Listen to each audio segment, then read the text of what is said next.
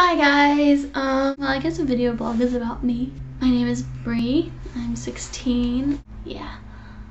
Well, what you need to know about my town is that it's really boring. Like, really boring. Really boring. That's probably why I spend so much time on my computer.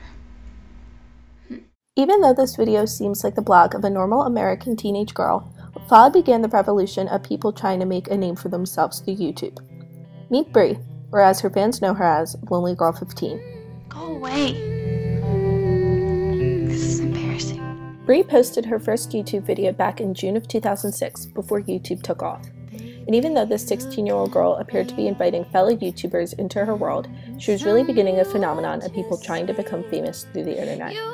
Millions of people watched the LonelyGirl15 videos, following Bree in her daily struggles with her parents, friends, and crushes. Viewers became infatuated with Bree, and the small-town girl appeared to become more famous with every mouse click. But in reality, Bree wasn't a small-town girl. Just a few months after LonelyGirl15 made her internet debut, it was revealed that Bree was actually Jessica Rose, an actress from New Zealand, and that LonelyGirl15 was just a character Rose played. Filmmakers Miles Beckett and Mesh Flinders, along with lawyer Greg Goodfried, were the masterminds behind LonelyGirl15, and came out revealing that the account was fake after fans began to put the pieces together and put up their own YouTube blogs exposing her. I am going to expose LonelyGirl15 for The Wire. She actually is. Goodfried, Beckett, and Flinders realized that the interactivity YouTube created allowed Bree to connect with her fans and build a fan base while appearing to just be a normal teen who wanted to share her story with the internet and the thousands of people who watch who she considered her friends.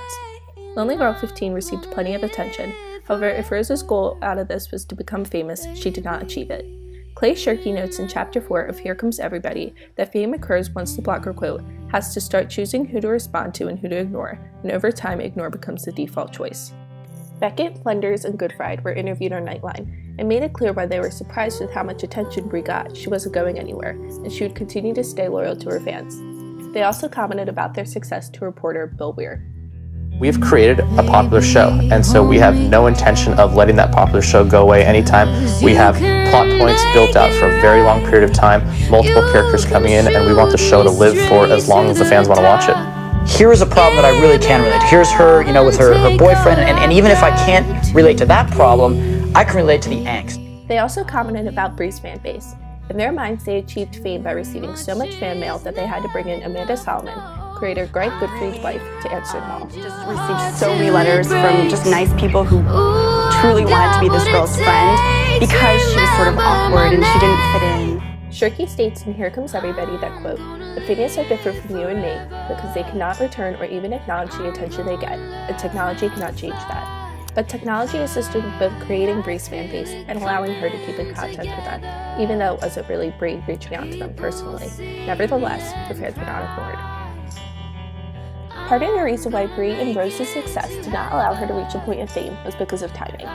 LonelyGirl15 emerged at the beginning of YouTube. Not that many were familiar with the site that is now a household name.